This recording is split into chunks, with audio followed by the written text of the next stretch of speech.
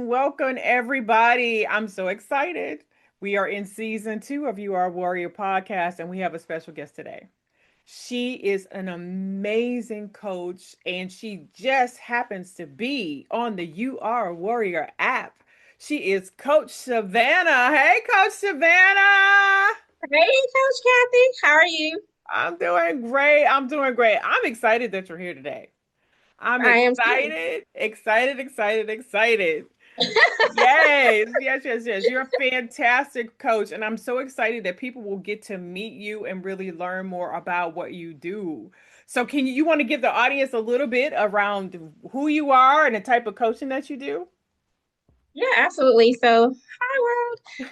So I'm Shavannah Speaks Moore, and I am a coach. I am also a speaker and actress. I wear many, many hats. So essentially, I guide leaders and entrepreneurs and influencers to own their story so that they can show up with confidence and leverage that to create opportunities, to create money, monetize it, and also to create media opportunities. So essentially, I do a lot in the life coaching aspect. So that's kind of like my realm and my space, but I use storytelling to do that. I love that. And I love that you're an actress, right? Everybody has a little bit of actress in them. Like people call me Mm-hmm. dramatic, just a little bit, right? But Just a little bit. they don't pay me for it, right? Right. But they pay you to be in that space. But I love that you've been trained and you know how to do that. And you're a storyteller, a natural storyteller. And so tell me about that. Like how is storytelling kind of tied into the world of coaching?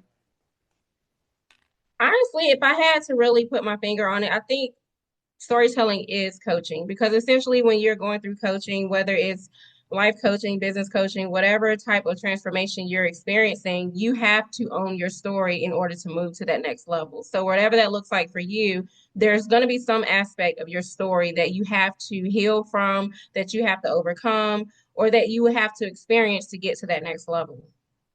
And I think, people are sometimes afraid, right, to have Absolutely. someone that they can be vulnerable with, to tell their stories to, because I think many people carry stories that limit them, right? That limit Hmm. them because they're like always running the same line in their head about their history of where they come from, what happened with their parents or in their relationships. They're carrying these stories and they're allowing those stories to limit them.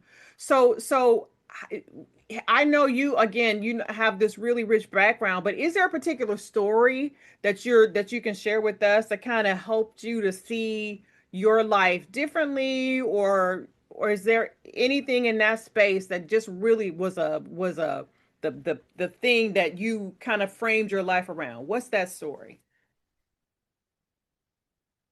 So the best way I can say this to sum it up is I think for me, I really started to see my life and my story differently when I realized that my experiences and the things that I thought disqualified me were actually the things that shaped my voice and my purpose. Because for so long I felt overlooked. I felt like my story didn't matter. I thought I didn't matter. I was very insecure about a lot of things. And I think for me, it was a pivotal moment where I felt like my life was on the up and up. You know, I had the success, I had the money, I had the freedom, but then I hit this space where I like to call the void, essentially, where I felt empty. You know, I had all the highlights, everything that the world would say, she's doing amazing. She's doing her thing, but there was still a part of me that felt empty. And there was still a part of me that felt like a void was there. So I think in that moment, I started to realize that it was no longer me having to prove myself to people and to get validation from people, but what is more importantly was what my purpose was and why I was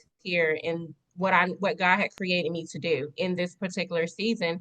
And when I started to realize that and the impact that it was making in the lives of other people, I started to realize all the highlights didn't really matter. Those were like, material things. Those they look good, and not to say that I'm taking away from that, but at the end of the day, if you don't feel free even in doing that and you're seeking validation from the outside world, then you're always going to be in that space of a void because you're not going to be living out your real purpose. You're not going to understand who you really are. And that is because you haven't really owned your story and who you came here to be. I love that you said like that too, because I think you hit it right on the head. I mean, there are a lot of people who are just don't feel safe, even when they're alone, to even think about their story, right?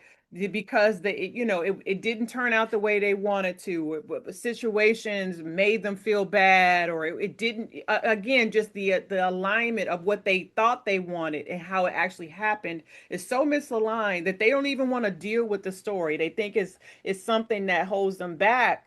But to your point, maybe it's something that moves you forward. Right. Exactly. So like as you think about this in your coaching, right? And your specialty in coaching is Storytelling. storytelling, but I mean specifically like your storytelling around life coaching, etc. Do you specialize in working with Yes. women or do you work with pretty much everybody? Not everybody. If you working with Okay. everybody, you're not working with nobody. So essentially, I like I that. do work. I do work with a lot of women. I work Mhm. with a lot of executives and a lot of influencers around storytelling, primarily because I've been in all of those markets, and I feel like that is the audience that I resonate with the most, that understands that I can understand them. And one of the things that I feel like separates those type of people is because most of us are high achievers, right? We're always shooting for the stars. We're always shooting for that next big goal. And, at some point it's like, do these things really make us happy? Do these things really make us satisfied with who we are in life? So a lot of times it's almost like we hit this peak and it's like, okay, what's next? And I feel that a lot of the times it's because we aren't really living authentically who we are, and we're seeking validation because we're reaching for all these things and we're not fulfilled inside. And I think for me, one of the moments that I love the most in the work that I get to do is when people get to really tell their stories out loud. They feel safe. Mhm. They feel, a lot of people feel like they haven't truly been heard because they have suppressed those things for so long that it has become their identity. So they haven't felt heard even in the spaces that they are in. So they accommodate that from their success. So it's like they go really hard in success, but they're not really being authentically who they are in life. Mm. And so would you say that's even true? Because I know you work with a lot of people, like you said, influencers and other actors and other people who might be in that space where you would think like they got it all, right? They got some Exactly. money, they got some film credit. Like, are you seeing the same patterns in that in those groups as you might see in someone who isn't in that space? Yep, exactly. And what's Mm. interesting is when you look at people at that level, at that caliber, you think they have it all together, but I think at some point people reach, especially like a lot of actors, actresses, no pun intended, but like people that are in the entertainment industry or whatever, their titles are, they have done that for so long that it has become their identity. So it's almost like they're living for who people want them to be. When you look at, of course, we are what you are a warrior, we're a mental health app. So when you look at the statistics of people that are at that level and the amount of suicide that has happened, is because these people are not truly being who they are, because the world now sees you as this person. So now you have to uphold this image of, I'm this person, and that's not really who you are. And they don't really do the work to really understand their own soulful purpose and why they are here and what they're really supposed to be doing. So they continue to go down this road of, the world sees me as this, so this is what I have to uphold. This is who I have to be to the world. But they never look at themselves in the mirror to say, is this really who I am? Oftentimes I find that people don't do that. And I think that's one of the biggest breakthroughs that I see when it comes to working with people at that level, because again, we see them as these amazing people, and not that they are not, but Mhm. they are like, you know what, this is not really what I wanted to do. This is something my mom told me I should do, or this is something, my teacher told me that I should do. But it's like, who are you? You know what I'm Yes. saying? Who are you? And that's the type of work that we start to uncover in those spaces. And I appreciate hearing that too. And I want the viewers to really understand how you're sharing that, right? So all of these people, that not all of them, but a lot of the people that are in these spaces where they're getting these accolades, and their people are watching them, are interested in their lives and interested in their next record or their next movie. A lot of them don't have the capacity, right, in their current space to be as authentic as they should be in order to completely like show up in a way that empowers them, right? And so they're unable to tell their story because they don't want to be judged, or they're afraid what people might say, and so they end up just not being able to ever really being to really be authentic. And I think authenticity is critical when you're as a coach, and when you're doing that coaching work. It reminds me of a post that T-Pain made about 2 weeks ago. I don't know if you saw that post, but T-Pain was like, I don't want to do nothing. I don't want to go to any more after parties. I don't want nobody to pay me to do nothing. I just want to go Right. outside and work on my truck. Right. And it was just like a moment of a vulnerable moment for him, but he was telling his story. He's like, I'm tired. Right. I don't Exactly. want, I love making music, but I don't want to do that right now. Right now, I want to get up and I want to go work on this old, I think it was like an old Ford or something in my garage, and I want to be left alone. I want to drink my water and be left alone. And I think he got a lot of hits. Like it went viral. Well, one because it's T-Pain, but also because I think in that moment he was being incredibly vulnerable Hmm. with a very authentic story of how he was experiencing his life and what he wanted for it. Exactly. Yeah. And so I think what you're saying is exactly what people are looking for, whether they're in, a space like T-Pain, or other actresses or actors who kind of shown up and said, "Hey, I need a break," right? I and again, like not being able to not be on. Like these people in many cases are on. All And the for those time. for those of us who are not even in that space, we feel like we're on. I know people who are just they're stay-at-home moms and they feel like they're always on. Yep. And Always. so like how do we help people as a coach? How do we help them to be authentic in their space around what's really happening in their real story? How do we help them? Hmm. That's a loaded question. What I will say is that oftentimes what I find is that we have to really begin to ask ourselves the hard questions, right? And I think a lot of the times when you know that your story's out of alignment with the narrative that you're telling yourself is when that no longer matches the vision in your heart. So it's almost like kind of like that place I told you I was in earlier where I had the success, I had the money, I had the freedom, but I still felt empty.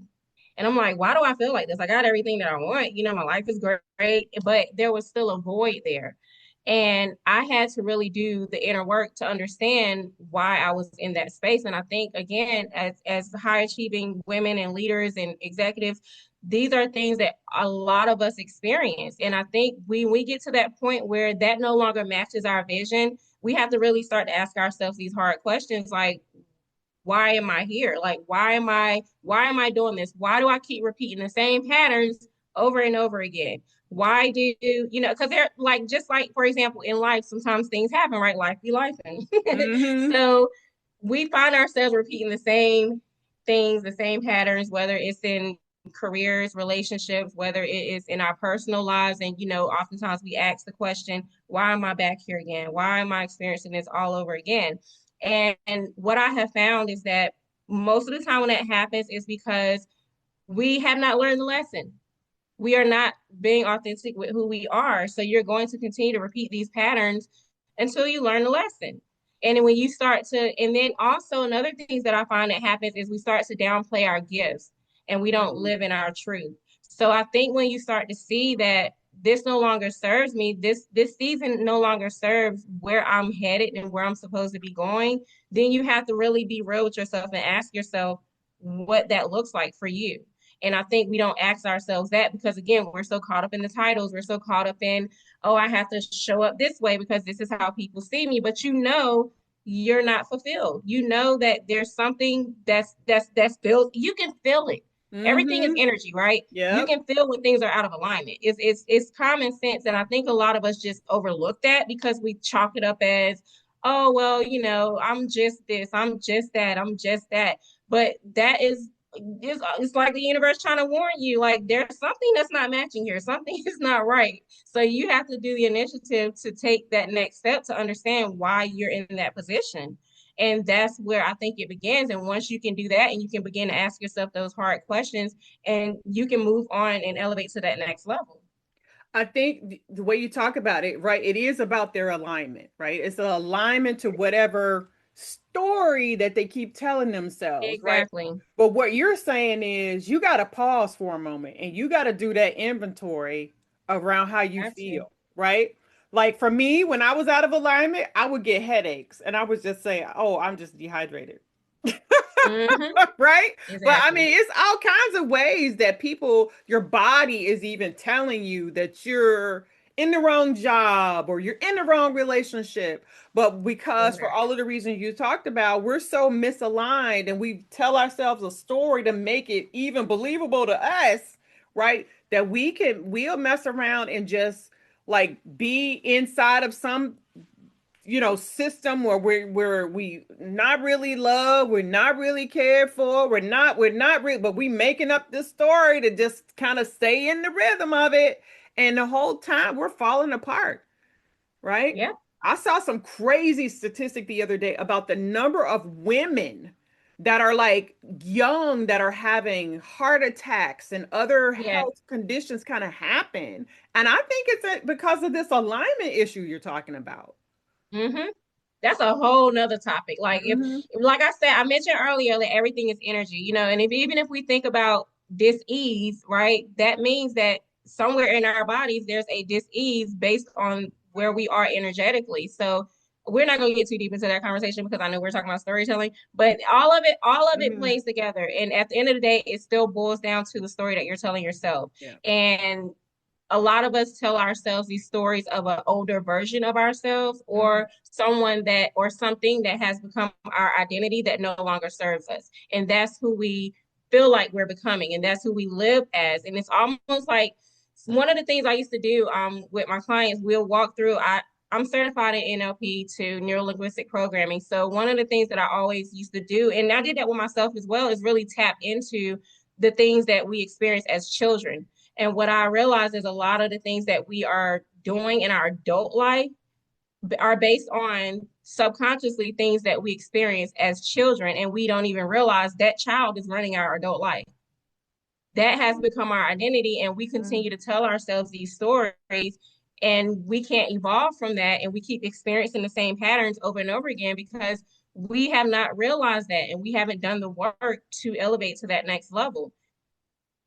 I love that all of that because I just in She my said all own of that. coaching, like I'm like you just keep hitting all of these whack-a-moles that people have been avoiding trying to get right, like it makes so much sense. So but if I'm a person listening to this podcast and I'm like, okay, I hear what Coach Shavannah is saying, like about my story, what would you tell them is the first step to them really reclaiming their story and not ending up in some crazy like ending of their story that doesn't match what they really want?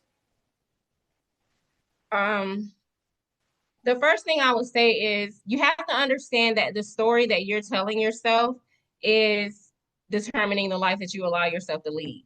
So if you look at your life right now, and there are things that are misaligned, things that you're not happy with, things that you're dissatisfied with, you have to look at what you're telling yourself, because what we speak out of our mouths and what we believe about ourselves is shaping who we become. So I think Mm. that's the first step. Like you mentioned earlier, just pause and really look at what that looks like for you. And then ask yourself, what am I telling myself about myself? If you continue to, if you're claiming that you're broke and you're tired all the time and you're this and you're that, you're speaking these things out of your mouth about yourself.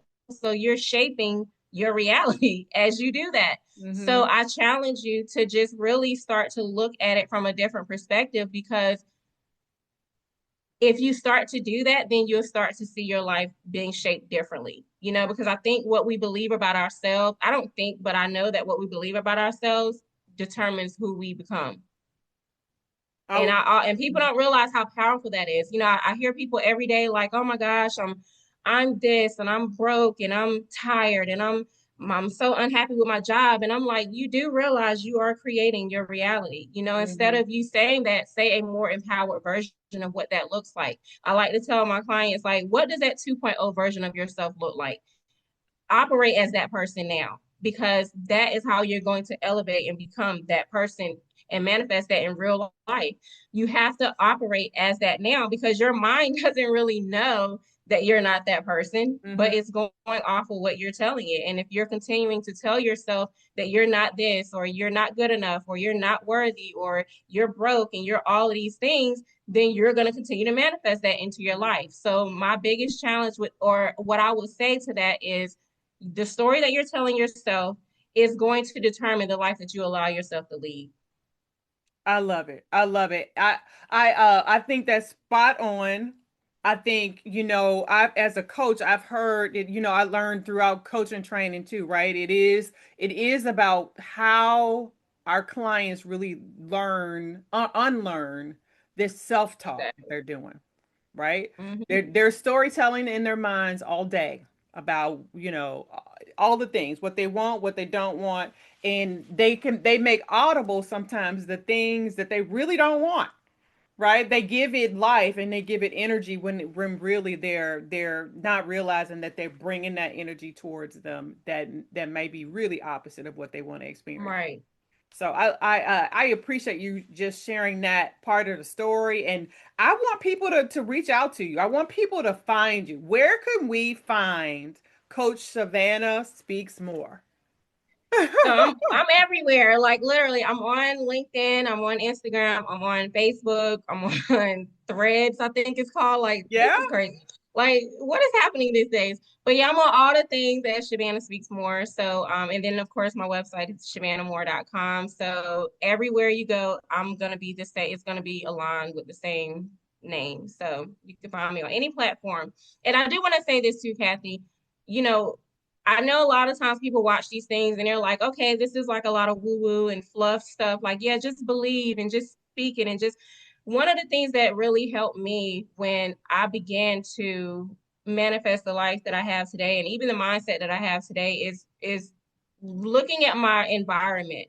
People don't understand how important their environment is. If Mhm. you're around people that are always negative and always complaining, and just no longer serves a version of who you're becoming, that can impact you drastically in your growth and you don't even realize it. Right. So I think that I just want to kind of leave that with everyone, to let them know, like, when you reassess and you take that pause to understand what story you're telling yourself, also look at your environment, look at who you're around, get around more positive people. At the time that I was experiencing depression and suicidal ideations, one of the things that I was adamant about was being around people that elevated me, that honestly made me uncomfortable, Mm-hmm. because when I saw them doing great things, I was like, you know what, I can do that too. And it motivated me and empowered me, versus just being around the circle that I grew up with, or whatever the case may be. I intentionally surrounded myself around people that were well beyond where I was,